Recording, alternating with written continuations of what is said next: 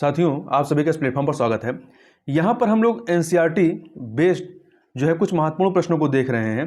ये जो क्वेश्चन है ये आपके क्लास 6 से लेकर क्लास 12 तक के जो जीव विज्ञान किताब है उस पर आधारित प्रश्न है। और ये जो प्रश्न संकलित किए गए हैं वो सिल्वर लाइन प्रकाशन के द्वारा यह किताब प्रकाशित की गई है, जिसमें जीव विज्ञान, कृषि प्रौद्योगिकी एवं पशुपालन से संबंधित जो एनसीईआरटी की क्लास 6 से लेकर 12 तक की पुस्तक है उसको यहाँ पर क्वेश्चन फॉर्म में संकलित किया गया है। तो आज की वीडियो में हम लोग 50 प्रश्नों को देखेंगे। तो चलिए प्रारंभ करते हैं। मृत एवं विघटनकारी वस्तुओं का भोजन करने वाले को क्या कहते हैं? तो देखिए, जो मृत एवं विघटनकारी वस्तुओं का भोजन करते हैं वो अपघटक होते हैं। तो कवक जो है आपका फंगी, ये एक प्रकार का अपघटक होता है। कवकों की वृद्धि के लिए कौन सी ऋतु सबसे अच्छी इस परिस्थितियां प्रदान करती है? तो वर्षा ऋतु। सामान्यतः कवकों के बीजाणु जो कवक या फंगी होते हैं, इनके बीजाणु कहां पर उपस्थित होते हैं? तो वायु में, एयर में होते हैं। कुछ जीव अपना आवास एवं पोषक तत्व एक दूसरे के साथ बांटते हैं, इसे क्या कहते हैं? तो ये एक लाभदायक संबंध होता है, एक दूसरे से लेन देन होता है। तो ये सहजीवी संबंध कहलाता है। क्या कहलाता है? सहजीवी, जिसमें दोनों को लाभ होता है। किस जीव में दो भागीदार होते हैं? तो लाइकेन में दो भागीदार होते हैं। लाइकेन में एक भागीदार आपका कवक होता है, दूसरा शैवाल होता है। और ध्यान रखिएगा, लाइकेन जो है ये वायु प्रदूषण का सबसे अच्छा सूचक माना जाता है। पादपों से प्रोटीन बनाने के लिए किसकी अधिक आवश्यकता होती है? तो नाइट्रोजन की। पौधों को नाइट्रोजन की आपूर्ति कौन सा जीवाणु करता है?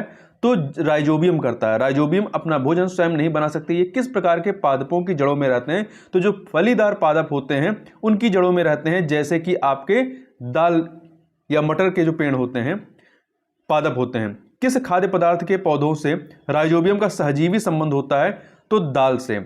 एंटीसेप्टिक सर्जरी का सूत्रपात किसने किया था?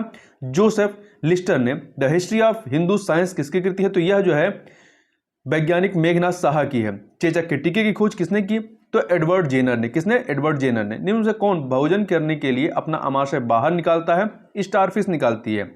निम्न में से कौन कैल्शियम कार्बोनेट के कठोर कवच वाले जंतुओं का आहार करता है? स्टारफिश करता है। ध्यान रखिएगा, जो मोलास्का संघ होते हैं इसके सदस्यों की विशेषता होती है कि इनमें कवच पाए जाते हैं। आगे बढ़ते हैं। निम्न से कौन मलाशय से जुड़ा होता है? तो जो बड़ी आंत होती है, लार्ज इंटेस्टाइन, ये जुड़ी होती है। आगे बढ़ते हैं। अगला प्रश्न है, निम्न से कौन पाचक रस स्त्रावित करता है? कौन पाचक रस स्त्रावित करता है? तो देखिए, पाचक रस स्त्रावित करता है लाल ग्रंथि, यकृत, अग्नाशय, ये सभी के सभी करती हैं। अर्थात डी ऑप्शन आपका सही हो जाएगा।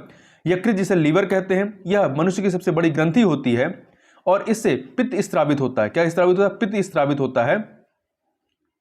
या पितरस बाइल डक्ट जो कि क्षारीय होता है, जबकि अग्नाशय जिसे स्टमक कहते हैं, इससे जो है इसमें पाइलोरिक ग्रंथियां होती हैं, इससे जठर रस या गैस्ट्रिक जूस निकलता है जो कि हल्का पीला रंग का अम्लीय द्रव होता है। ठीक है। और ये जो जठर रस होता है, गैस्ट्रिक जूस, इसमें दो एंजाइम पाए जाते हैं, पेप्सिन और रेनिन। पेप्सिन और रेनिन पाए जाते हैं। पेप्सिन प्रोटीन को खंडित कर सरल पदार्थों में अर्थात पेप्टोन्स में परिवर्तित करता है, जबकि रेनिन जो होता है वो दूध की धुली हुई प्रोटीन कैसिनोजेन को ठोस प्रोटीन कैल्शियम पैराकेसी नेट के रूप में बदल देता है। आगे बढ़ते हैं। निम्न से कौन एक मांसल पेशीय अंग है? तो आपकी जीभ। निम्न से कौन पित्तरस अर्थात बाइल डक्ट को स्त्रावित करती है? तो जो यकृत या लीवर होती है ये स्त्रावित करती है। ठीक है। पित्तरस कहाँ शरीर में कहाँ संग्रहित होता है? तो पित्ताशय, जिसे गाल ब्लैडर कहते हैं, गाल ब्लैडर में होता है ये। अगला है, प्रोटीन निम्न से किस में परिवर्तित हो जाता है? तो प्रोटीन जो है ये अमीनो अम्ल में परिवर्तित हो जाता है। भोजन का वह भाग जिसका पाचन नहीं हो पाता है अथवा अवशोषण नहीं हो पाता है वो कहाँ भेज दिया जाता है? वो बड़ी आंत में भेज दिया जाता है और बड़ी आंत से ये फिर बाहर निकाल दिया जाता है। ठीक है। बड़ी आंत से फिर बाहर मल में कन्वर्ट होकर के बाहर निकल जाता है। किसकी सतह से पचे हुए भोजन का अवशोषण होता है? तो दीर्घरोम या रसांकुर, जो कि आपका कहां पे होता है? छोटी आंत में होता है। निम्न से कौन एक कोशिकीय जीव है? तो अमीबा जो है यह एक कोशिकीय जीव है। आगे बढ़ते हैं क्वेश्चन नंबर 75 पे। तो भोजन का पाचन कहां पर प्रारंभ होता है? तो भोजन का पाचन जो है आपके मुख से प्रारंभ हो जाता है और ये जो है 5 चरणों में चलता है। पहला कहलाता है अंतर्ग्रहण, या जिसे इंग्लिश में इंजेशन कहते हैं, जबकि दूसरा होता है पाचन, डाइजेशन होता है। तीसरा अवशोषण, एब्जॉर्प्शन कहलाता है। चौथा स्वांगीकरण, एसिमिलिएशन कहलाता है। और पांचवा है मल परित्याग अर्थात डिफिकेशन कहलाता है। तो ये 5 चरण होते हैं। अगला है मानव शरीर की सबसे बड़ी ग्रंथि का नाम क्या है, वह है यकृत, जिसे इंग्लिश में लीवर कहते हैं। अमीबा अपने भोजन को अमीबा अपने भोजन का पाचन कहाँ करता है, तो ये खाद्य धानी में करता है। वसा का पूर्ण रूपेण पाचन जिस अंग में होता है वह कौन सा अंग होता है, तो वसा का पूर्ण रूपेण पाचन जो है क्षुद्रांत में होता है। कहाँ पर होता है, क्षुद्रांत में। शरीर में हाइड्रोक्लोरिक अम्ल तथा पाचन रस कौन स्रावित करता है, तो ये अमाशय अर्थात स्टमक जो होता है ये स्रावित करता है हाइड्रोक्लोरिक अम्ल और पाचन रस। पाचन रस में आपका क्या आता है, जठर रस आता है या गैस्ट्रिक जूस आता है। प्रोटीन को सरल पदार्थों में कौन विघटित करता है, तो प्रोटीन को सरल पदार्थों में जो है ये जो जठर रस होता है, जठर रस, गैस्ट्रिक जूस, ये विघटित करता है। क्योंकि गैस्ट्रिक जो जूस होता है या जठर रस, इसमें दो एंजाइम होते हैं, पेप्सिन और रेनिन। जो पेप्सिन होता है, पेप्सिन का काम क्या होता है, प्रोटीन को खंडित कर सरल पदार्थों अर्थात पेप्टोन्स में परिवर्तित करना।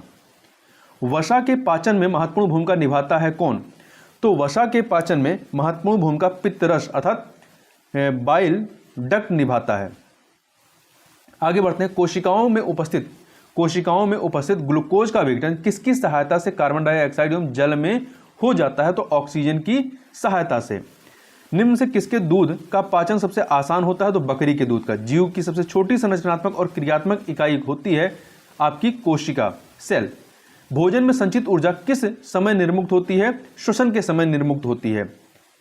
कोशिका के अंदर भोजन अर्थात ग्लूकोज किसका प्रयोग करके कार्बन डाइऑक्साइड और जल में विघटित हो जाता है, किसका प्रयोग करके, तो ये ऑक्सीजन का प्रयोग करके विघटित हो जाता है। निम्न से कौन सा जीव अवायवीय रूप से श्वसन करते हैं, मतलब जिन्हें हवा की जरूरत, ऑक्सीजन की जरूरत नहीं होती है, तो ऐसे कौन से होते हैं, ईस्ट जो होता है। निम्न से किसका संचयन पेशियों में ऐंठन उत्पन्न करता है, तो लैक्टिक अम्ल का संचयन जो है पेशियों में, हड्डियों में ऐंठन उत्पन्न, दर्द उत्पन्न करता है। आगे बढ़ते हैं, अगला है किसकी आपूर्ति बढ़ जाने से लैक्टिक अम्ल का कार्बन डाइऑक्साइड और जल में पूर्ण विघटन हो जाता है, तो ऑक्सीजन की उपस्थिति बढ़ जाने से।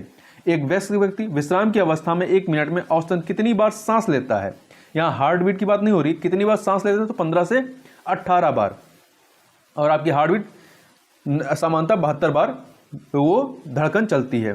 तब आगे बढ़ते हैं, खनन क्रिया में व्यक्ति कितने प्रतिशत ऑक्सीजन अंदर लेता है, तो 21%। कितना, 21% लेता है। मछलियां किसकी सहायता से सांस लेती हैं, तो क्लोम की सहायता से।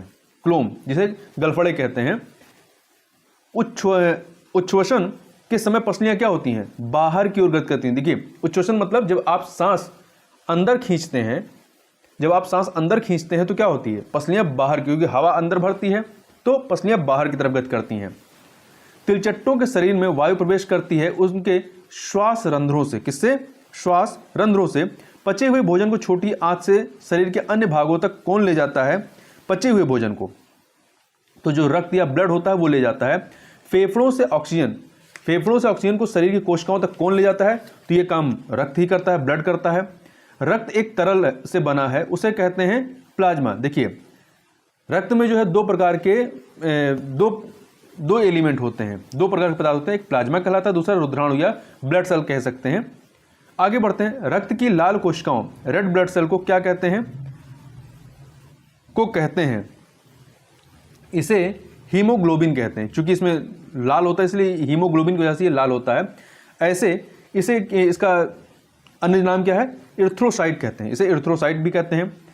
और हीमोग्लोबिन में जो है इसमें हीम नामक रंजक होता है, जिसकी वजह से इसका कलर जो होता है लाल होता है। और इसमें ग्लोबिन लौहयुक्त प्रोटीन पाया जाता है, जिसमें क्षमता होती है कि ऑक्सीजन और कार्बन डाइऑक्साइड दोनों का संयोजन या दोनों का संयोग कर सकती है। किसकी उपस्थिति के कारण रक्त का रंग लाल होता है, तो हीमोग्लोबिन की वजह से इसमें हीम नामक रंजक पाया जाता है, जिसकी वजह से लाल रंग होता है। निम्न से कौन हमारे शरीर में रोगाणुओं को नष्ट करता है, तो वह है WBC, व्हाइट ब्लड सेल, जिसे ल्यूकोसाइट कहते हैं, जबकि RBC को जो है इरिथ्रोसाइट कहते हैं। तो इस प्रकार से यहाँ पर 50 प्रश्न कंप्लीट होते हैं। तो इस वीडियो में बस इतना ही, मिलते हैं नेक्स्ट वीडियो, तब तक के लिए बहुत बहुत धन्यवाद।